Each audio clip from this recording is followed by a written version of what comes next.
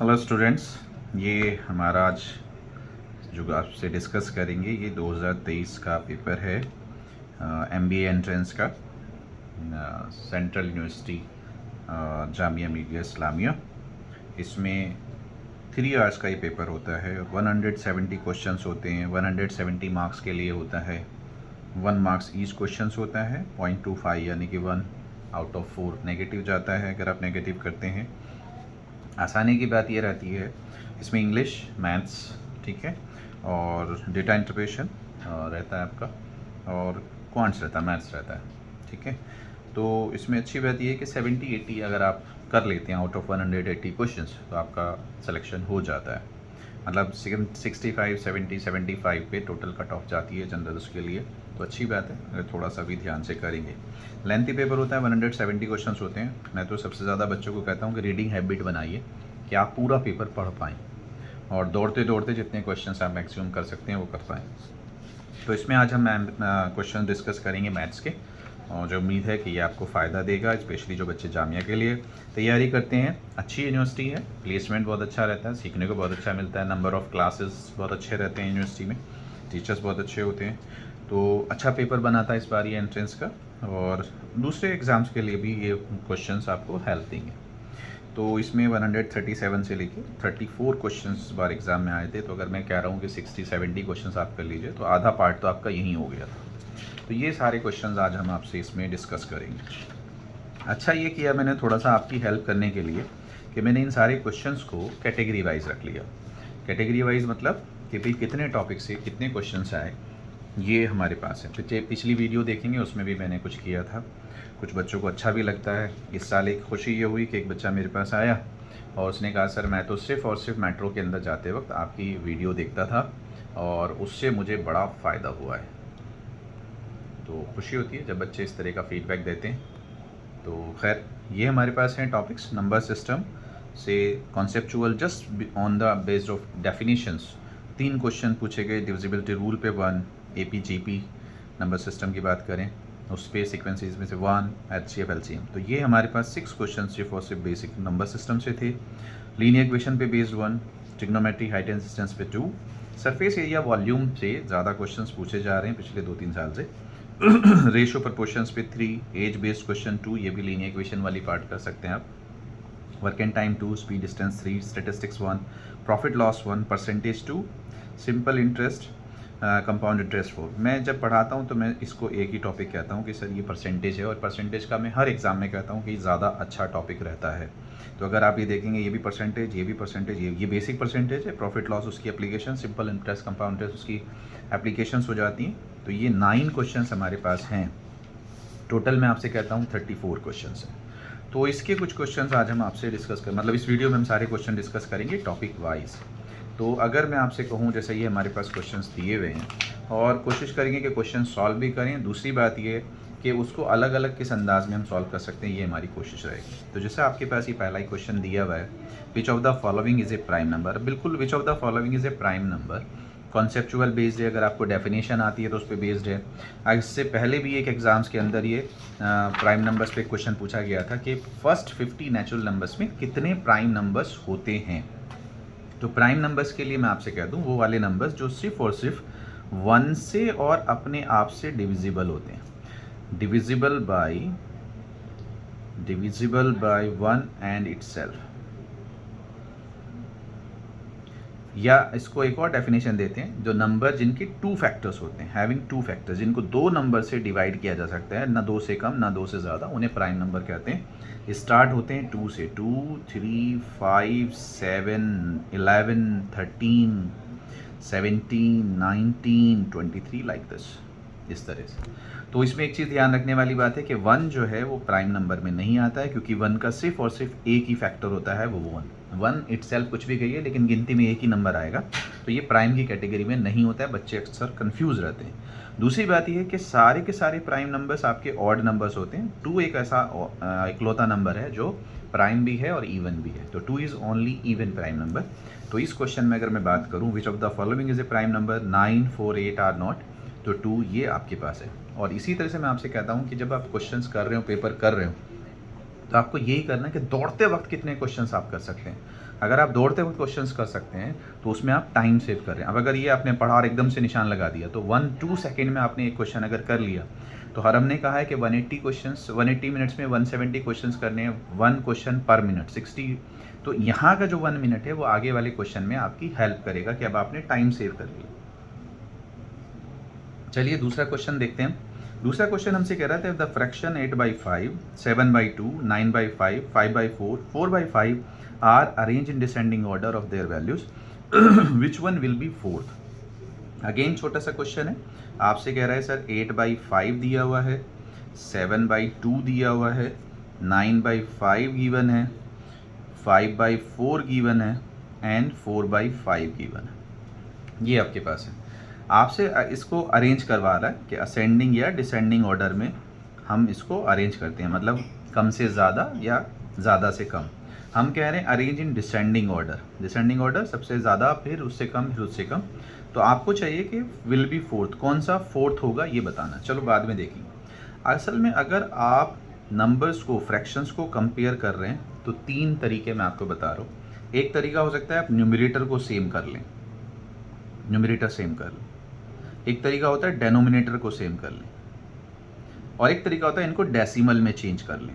तो आपकी चॉइस है आप किस तरह से कर। एक्चुअली मैं दोनों को क्यों कह रहा हूँ, न्यूमरेटर और डेनोमिनेटर, क्योंकि हो सकता है ऊपर जो नंबर्स हों जब आप उनको सेम करेंगे तो एलसीएम बहुत बड़ा है, क्योंकि सेम करने का मतलब है एलसीएम लेके उसको नंबर से मल्टीप्लाई डिवाइड करना। अब जैसे अगर यहाँ आप लेंगे तो ये नंबर्स बहुत बड़े हैं, लेकिन नीचे वालों का एलसीएम छोटा सा है। तो अगर नीचे हम एलसीएम सेम ले लें तो हमारा काम चल जाएगा। तो पहले हम डेनोमिनेटर सेम करके देख लेते हैं। देखिए एलसीएम भी अगर आपको लेना है तो 5 तो कॉमन ही है, और 2 और 4 का एलसीएम 4 हो जाएगा। तो अगर आप चेक करोगे तो एलसीएम आएगा 20। एलसीएम क्या आएगा? 20। अगर एलसीएम 20 आएगा बच्चे तो आपको नीचे सब में 20 करना है। लेकिन जब नीचे 20 करोगे, जैसे अगर हमारे पास मैं आपसे कहूँ 8/5 है, अगर आपको इसको 20 करना है तो आपको 4 से मल्टीप्लाई करना है, तो इसे भी 4 से मल्टीप्लाई कर दीजिए। तो हम क्या कर रहे हैं, हम आपकी आसानी के लिए, थोड़ा सा समझाने के लिए मैं यहीं पे कर देता हूँ, आपको भी ध्यान रखना। चलिए आगे ही कर लेते हैं, तो डिटेल में ले लें, वरना मैं आपसे कह रहा हूँ पेपर के अंदर ना आप यहीं कर लीजिए मल्टीप्लाई, 4 से इसको, 4 से इसको। अब इसको अगर 20 करना है तो इसे 10 से मल्टीप्लाई, इसे 10 से मल्टीप्लाई। ये मैं चाहता हूँ कि आपको ये सीख आ जाए कि बहुत कम टाइम में पेपर पे ही हमारी कैलकुलेशंस हो जाए। तो फिलहाल डिटेल में ले लेते हैं, इसको 10 से मल्टीप्लाई कर लेते हैं, इसको 10 से कर लेते हैं। पहले सॉल्व करना सीख लीजिए, स्पीड फिर बाद में बढ़ा लेंगे, है ना। और ये 9/5 है, तो इसको 20 करने के लिए 4 से मल्टीप्लाई, तो 4 से यहाँ करेंगे। इसको 5 से मल्टीप्लाई, तो सर इसको भी 5 से करेंगे। इसको 4 से मल्टीप्लाई, तो सर इसको भी 4 से करेंगे। तो सर ये आ जाएगा 32/20, ये आएगा सर 70/20, ये आएगा सर 36/20, ये आएगा सर 25/20, ये आएगा सर 16/20। आपने रखना था डिसेंडिंग, ठीक है। आपको क्या करना था सर, डिसेंडिंग करना था। पहले सबसे बड़ा, तो सबसे बड़ा कौन सा, नीचे क्योंकि सब में सेम नंबर है तो जो ऊपर सबसे बड़ी वैल्यू होगी वो बड़ी ही रहेगी। तो 70 वाला फर्स्ट पोजीशन पे आएगा। उसके बाद में सर कौन आएगा, 36 सेकंड पे आएगा। फिर कौन आएगा, 32 थर्ड पोजीशन पे आएगा। फिर 25 जो है वो फोर्थ पोजीशन पे आएगा, और 16 फिफ्थ पे। तो आपसे कह रहा था फोर्थ पोजीशन बताइए, तो फोर्थ पे 25 आ रहा है। तो ये एक्चुअली उसी उसमें कैटेगरी में रखा हुआ है। तो 25/20 किससे आया, इससे।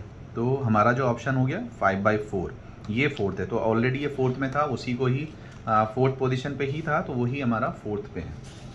तो हमसे क्वेश्चन क्या कह रहा था, if the fraction 8/5, 7/2, 9/5, 5/4, 4/5 arrange in descending order, there values which one will be the fourth. तो आपका कौन सा आया है, 5/4। तो 5/4 इज द फोर्थ पोजीशन। दूसरी चीज़ ये है, आपको मैं बता दूं, जैसा ये हमारे पास है तो आप इसको डेसिमल में भी चेंज कर सकते थे। 8/5 का मतलब क्या हो गया, ये हमारे पास हो जाएगा 1 पॉइंट, ये हो जाएगा 5 1 जब 5 और 6 1.6, ये हमारे पास हो गया।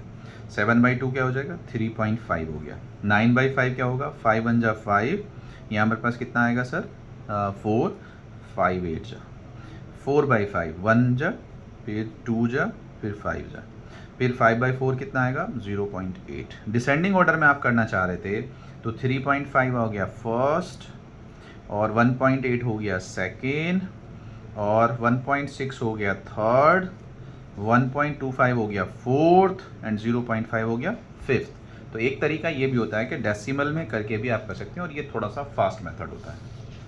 खैर, हमारे पास क्या है, reduce 368 by 575 to the lowest term. तो आपको अगर इसको करना है, देखिए असल में क्या है, अगर आप किसी को भी लोवेस्ट टर्म में करते हैं, अगर आप किसी भी फ्रैक्शंस को लोवेस्ट टर्म में करते हैं, जैसे आपने कहा 368 बाई 575 को रिड्यूस करिए लोवेस्ट टर्म। अब मैं आपको एक छोटा सा एग्जाम्पल दूँ, सपोज करो आपने कहा 12 बाई 9 को लोवेस्ट टर्म में करिए, तो होता क्या, आप इसके फैक्टर्स करेंगे 3 इंटू 4 एंड 3 3 जा 9, तो ये कैंसिल हो जाएगा, तो लोवेस्ट टर्म आ गया 4/3। ठीक है, तो ये आपका हो गया कैंसिल, तो लोवेस्ट टर्म आ गया 4/3। अब लोवेस्ट टर्म जो 4/3 आ गया, ध्यान रखिए इससे ये डिविजिबल होना चाहिए। ठीक है, तो कोई भी एक कॉमन फैक्टर होगा जो कैंसिल हो गया होगा और उससे वो डिविजिबल होगा, तो ये आपको देखना। अब जैसे यहाँ क्वेश्चन दिया हुआ था, तो मैं आपको इसी क्वेश्चन से ही, यहीं से ही कर लेते हैं इसको, इसी से ही हम देख लेते हैं कि भाई हमारा आंसर क्या आना चाहिए कि sir 368 by 575 lowest form, 368 by 575। तो अगर ये मेरा लोवेस्ट टर्म है, या तो मैं देख लूँ कि भाई किससे डिवाइड हो रहा है, 1 से 2 से 3 से, कॉमन इस तरह से, तो यहाँ आपको नहीं मिलेगा, ये बेसिकली 23 से डिवाइड हो रहा है, तो एक अच्छे नंबर से डिवाइड। तो उसमें हमें क्या करना है कि 30 जो है वो इसका फैक्टर होना चाहिए, तो 30 इसका फैक्टर नहीं है, तो ये ऑप्शन नहीं हो सकता, छोड़ दीजिए। ठीक है, फिर हमारे पास क्या है, इसी तरह से अगर मैं आपसे देखूं सी जो है 28 इसका फैक्टर होना चाहिए, सर ये भी नहीं हो सकता। तो अब हमारे पास ये बचता है 28, 8 के टेबल में 8 आता है, 9 के टेबल में 5 आता है, 16 के टेबल 6 में 8 आता है। आपको इनमें से देखना है कि भाई किसका फैक्टर हो सकता है। तो अगर आप चेक करेंगे तो ये हमारा इसका फैक्टर है। अगर 16 को 23 से ले लिया जाए और 25 को 23 से ले लिया जाए, तो जब आप डिवाइड करोगे तो ये आ जाएगा। तो 368 बाई 575 का स्मॉलेस्ट जो फैक्टर है, लोवेस्ट जो फैक्टर है, 16/25, तो ये ऑप्शन है। अब एक क्वेश्चन ये दिया हुआ था, how many terms are there in 2 4 8 16 1024। एक तो मैं आपको इसको सॉल्व करके दिखाऊंगा, एक कॉमन सेंस होता है, अगर आप चेक करेंगे ये 2 का 2 2 जा 4, 2 जा 8, 2 जा 16, 2 जा 32। देखो ज़रा ध्यान से देखो, 2 जा 4, 2 जा 8, 2 जा 16, 2 जा 32, 2 जा 64, 2 जा 128, 2 जा 256, 2 जा 512, 2 जा 1024। बेसिकली आप ये कहोगे सर हम कहाँ तक मल्टीप्लाई करेंगे, कैसे पता चलेगा। असल में जो हम जीबी पढ़ते हैं ना, 500 जीबी का, 200 128 जीबी का, 256, 512, 1024, ये जीबी की उस तरह से हैं। डेटा को हम आजकल मोबाइल में इसी तरह से हम कैलकुलेट करते हैं, तो ये वही वाली सीरीज़ है। अगर थोड़ा सा भी आइडिया है तो आप देख सकते थे।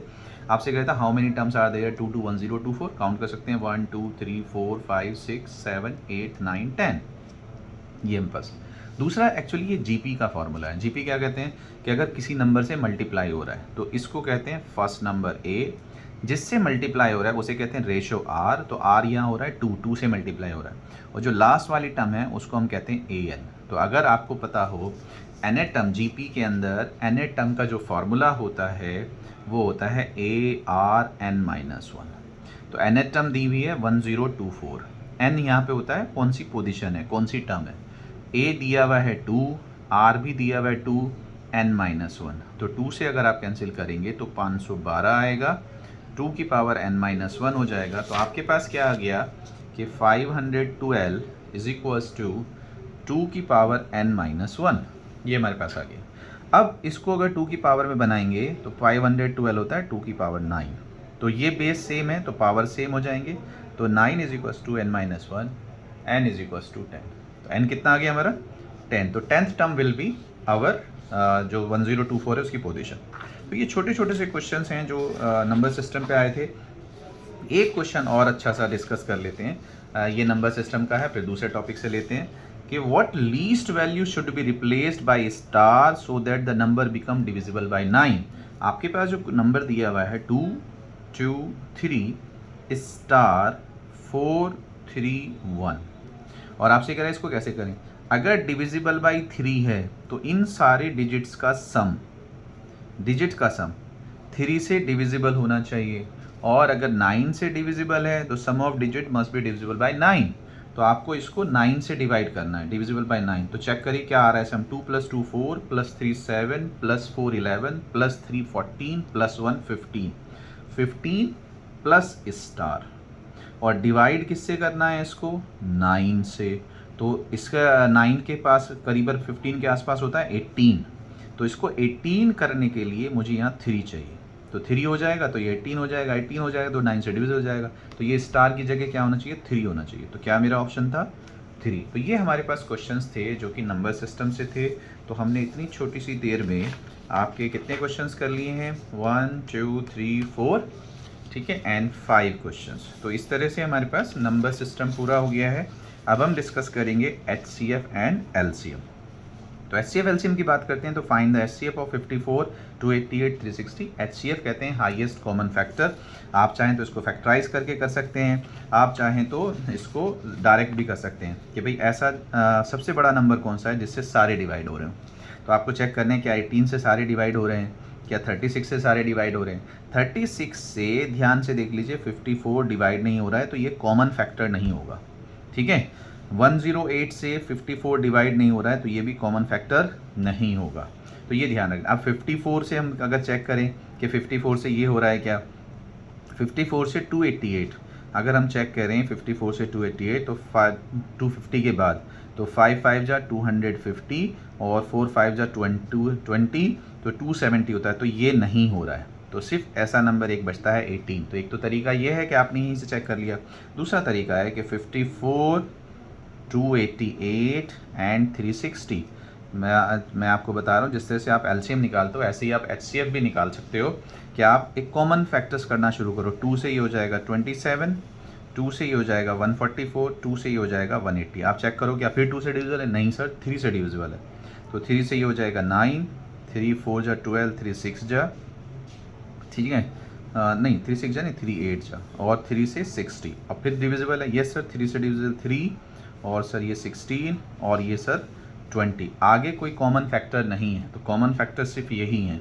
तो 2 3 जा 6, 3 जा 18, तो 18 इज़ द हमारा जो है HCF है। तो ये हमारे पास तरीका होता है क्वेश्चंस को अटैम्प्ट करने का। तो 6 क्वेश्चंस हमारे हो चुके हैं। अब हम नए टॉपिक पे चलेंगे, लीनियर इक्वेशंस पे। तो इसी तरह से हम ये पूरी सारा पेपर आपसे डिस्कस करेंगे।